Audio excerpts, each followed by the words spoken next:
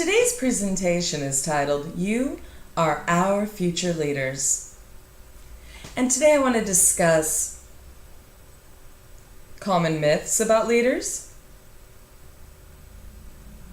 the characteristics that people are looking for in good leaders. I want to give you some examples of successful leaders, and I want to give you some examples of unsuccessful leadership. I also want to give you some ideas on how you can improve your leadership skills. So first I want to focus on the myths. It is a common misconception that people are born good leaders. And that's not true. No one is born with leadership skills. It is a quality that everyone must learn and develop, become competent with. For what people look for in good leaders, well, I conducted a lot of research and I found many different characteristics during my research, and I've narrowed it down to 5 main characteristics: honesty, forward thinking, the ability to inspire, and competency. For example, last year, Ohio State University's football coach, Jim Tressel, was less than honest, and the result was that he was terminated because he lied about his players' NCAA infractions. Another example of dishonesty is Bernie Madoff. Many people entrusted him to invest their money, and millions of dollars were lost because of his dishonesty. An example of forward thinking would be Steve Jobs, the founder of Apple. Steve was always looking ahead and creating new ideas, and he created the iPhone and the iPad and the iMac. And many of these devices have really impacted our lives today. So for a story of inspiration, I want to look back to Gallaudet University's Deaf President Now movement in 1988. And one of the reasons why Deaf President Now was so successful was because of their inspiration. They motivated people to really support the cause. Now, I want to give some examples of competency. Duke University's basketball coach, they call him Kay, he is such a skilled coach. He has had 900 wins.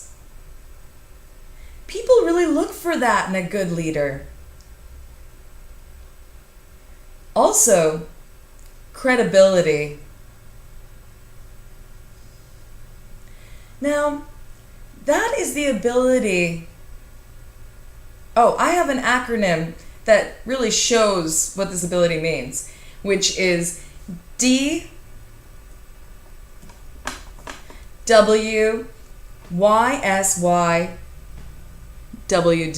which means do what you say you will do. And this reminded me of a story back in the 1990s. Walmart had an annual training session set up in Little Rock, Arkansas. And their founder, Sam Walton, would join them at a specific hotel. But he would arrive early before all the hordes of people came, because there was like a couple thousand people that would come to these events. So he wanted to warn them that with all these people coming, you don't have to worry about food or drinks or anything. I will take care of all of it. That's really impressive for the whole week's training. Sam Walton actually did it. He did what he said he was going to do, and that is a quality of a good leader. thing I like to say is he's a can-do person. Now, I remember back in 2001, the presidential campaign elections, a lot of people said that Barack Obama was too young. He didn't have enough experience. He wasn't ready. But Barack Obama, he's a can-do person. He proved that he was an expert at fundraising, networking, and organization. And he was a very successful president. And he won the presidency. He became the first African American president in the United States.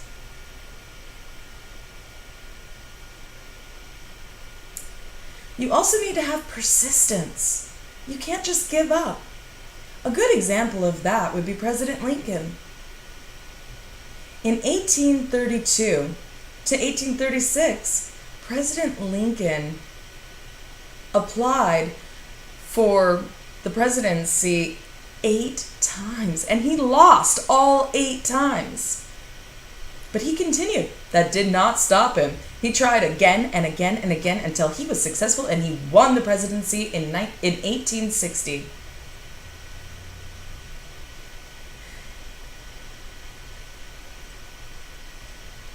He also signed his name in 1864 to the Gallaudet University. The other thing I want to talk about are trailblazers. And that means that they open the door for others to follow through. A good example of a trailblazer is Andrew Foster. Now, Andrew was the first black deaf graduate of Gallaudet University in 1954. In 1956, he decided to move to Africa. He wanted to help build deaf schools. And at that time in 1956, there was a lot of strife and war as many different places around Africa were becoming independent from European rule. But Andrew went there anyway. He didn't know the culture or the language. He just showed up and asked, "Hey, where are the deaf children?" He had no resources or money.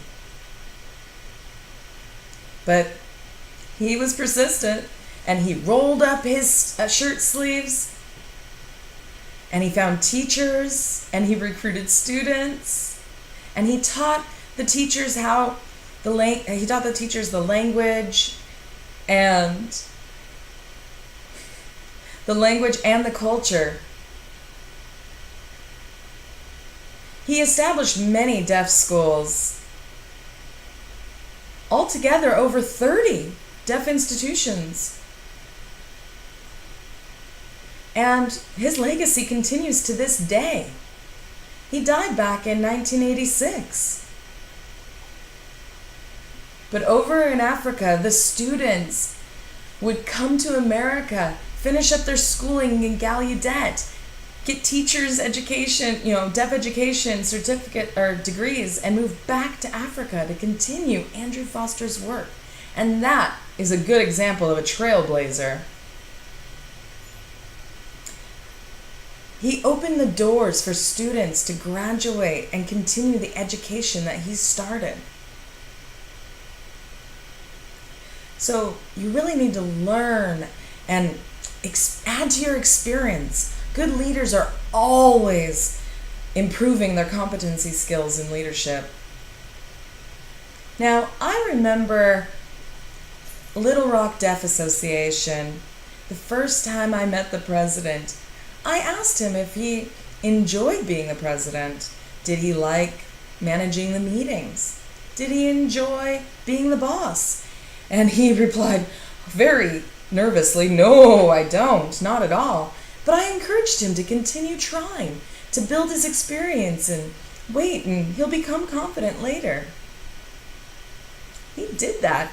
He tried and he worked on it, and he went to the meetings, and he was involved in the community, and he met people, and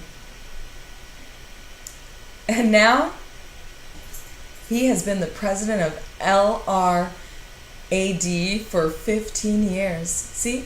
At first he was scared, but with persistence, He kept trying and he succeeded.